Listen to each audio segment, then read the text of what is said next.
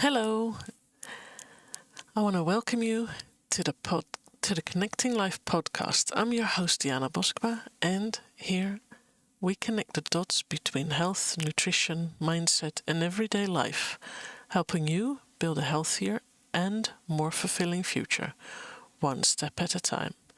So grab a cup of tea, get comfortable, and let's dive into today's episode. Today we're continuing our Microbiome Spotlight series with a fermented drink that many people have never heard of, Beet Kvass. Now, if you're familiar with beetroot, you might be picturing roasted beets, pickled beets, or perhaps a bowl of traditional borscht. But Beet Kvass is something quite different. It's a traditional fermented beverage, and its roots are in Eastern European food culture. And, it may not be as well known as kombucha, kefir, or sauerkraut, but it does have an interesting story to tell. So, one of the things that I love the most about exploring traditional foods is discovering little hidden treasures. I've discovered Beet Kvass some years ago, and I find it a really cool thing.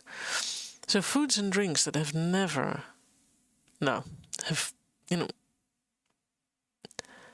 so these foods and drinks that have been in generations long in these cultures, and people have been using them for so long, but others, like in certain areas, certain foods are created or certain drinks are created, and most of us don't even know about it. And that's what I find really interesting, that the majority of the world doesn't know about it while it's there. Like there's things in Africa that are hardly known outside of those areas or in other areas. It's just really cool. And Beet Kvass is similar to that, although depending a bit on the people, because I know that people who are part of the Western Prize Foundation, who are, going through the Nourishing Traditions cookbook and things like that, they know about it, because that's where I learned about it.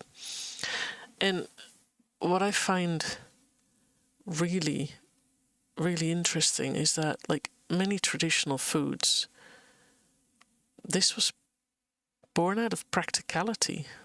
Not really fashion. It was definitely not fashion. It was a practical thing. So nobody came with the idea, let's create the next health trend. That's not how that was created. So back then, it was about making the most of the food that was available. And when you see that that is what is again and again and again throughout food history the case, because every time it's about practical ways of keeping food and making the most of food. So for most of human history, food preservation was not a hobby, it was just a necessity. It was something that people did all the time. It wasn't not something that you would do on a Sunday afternoon because you found it somewhere on the internet. It was something that was essential. So people depended on the harvests, and then they would, that would be gathered all throughout the year, and all throughout the year there needed to be a way of preserving them, because when food would spoil, there might not be an opportunity to replace it until the next season. So it was really about keeping it.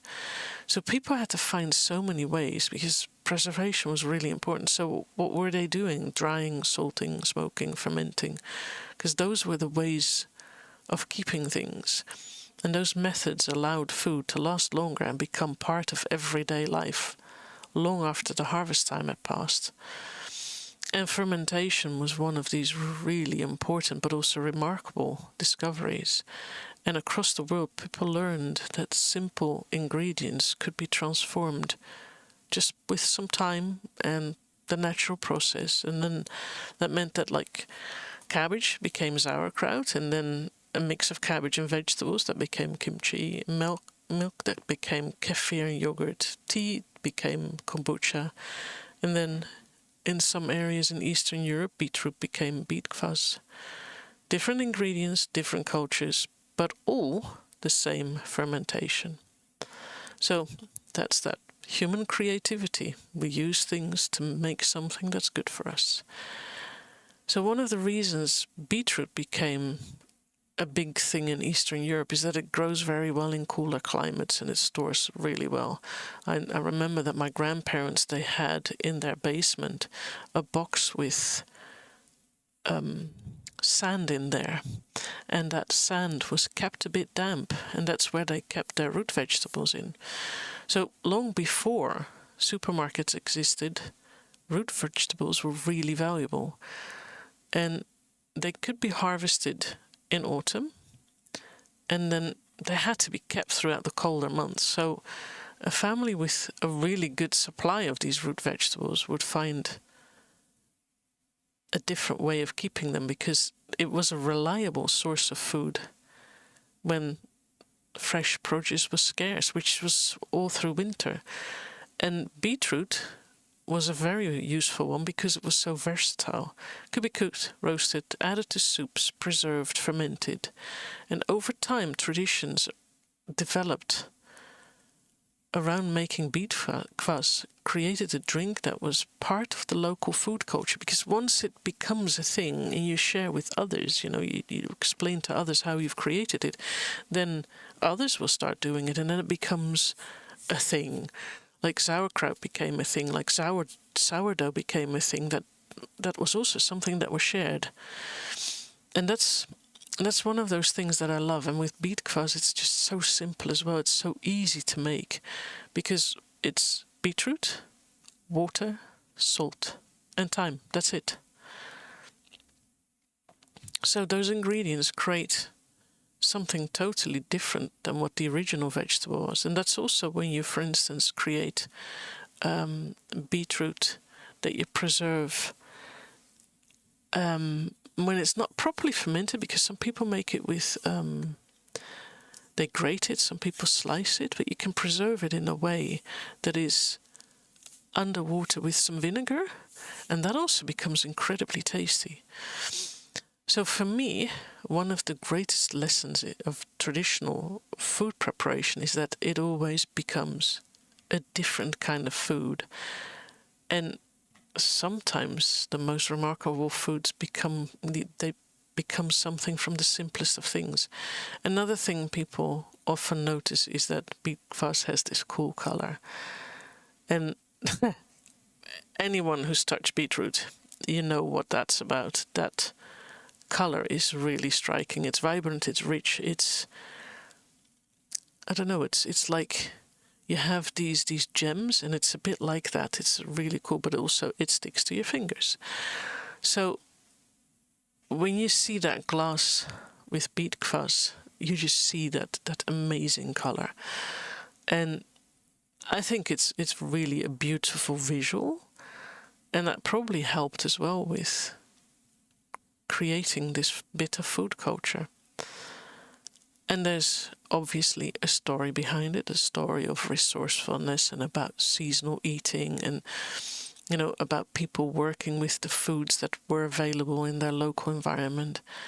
And I think all of us can learn from that in this day and age. Modern life often gives us access to almost any food at any time of year. And that's convenient, but sometimes it really disconnects us from the traditions that shaped how food was prepared and enjoyed over generations. And also, many of us don't know what's in season anymore because it's always available, despite the fact that seasonal foods are better for us. So traditional food cultures, they were connected to the place that they were living, to the climate, the seasons, the local ingredients. And with beetroot, you see that as well, or beet kvass, you see that as well. And another thing that's interesting of beet kvass is that it isn't just always enjoyed as just a beverage, because in some cuisines, the liquids are used in cooking as well. And then, traditional foods tend to have multiple purposes in the household, and also the beetroot itself can be eaten once the fermentation process is done, because you can make more than one round of beet kvass with beetroot, and then at some point it's kind of done, but you can still eat the beetroot bits itself.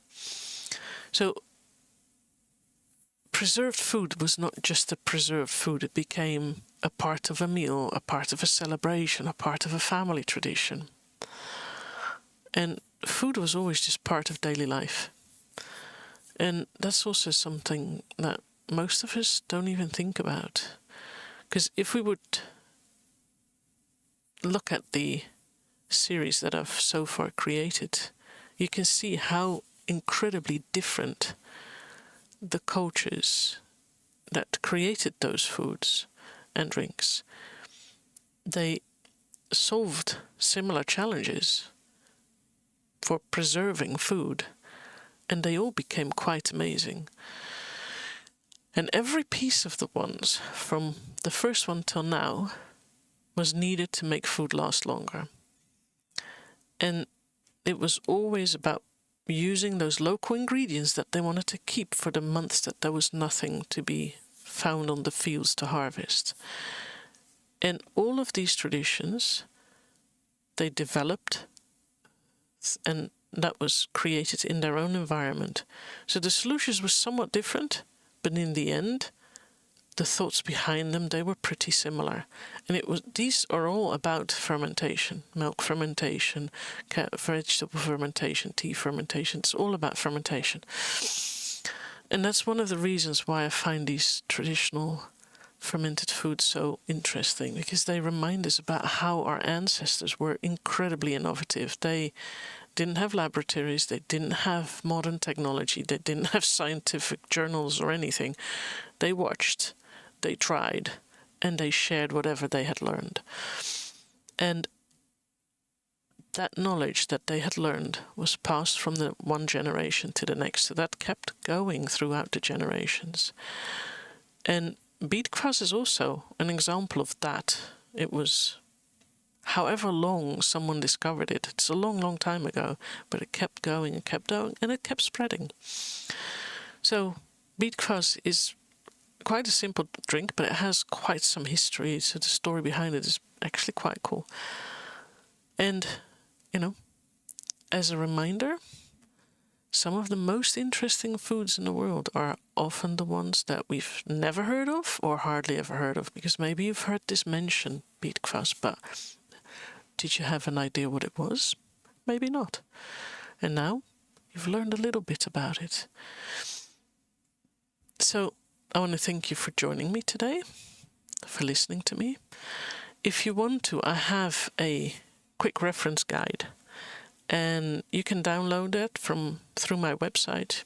Click on the link, then you go where you can sign up, and then you can download it. It has a couple of ideas on storage and some wisdom about it, just so you can read a bit about it. Other than that, I want to thank you for your time today. Keep taking good care of yourself, keep nourishing yourself. Until next time, goodbye.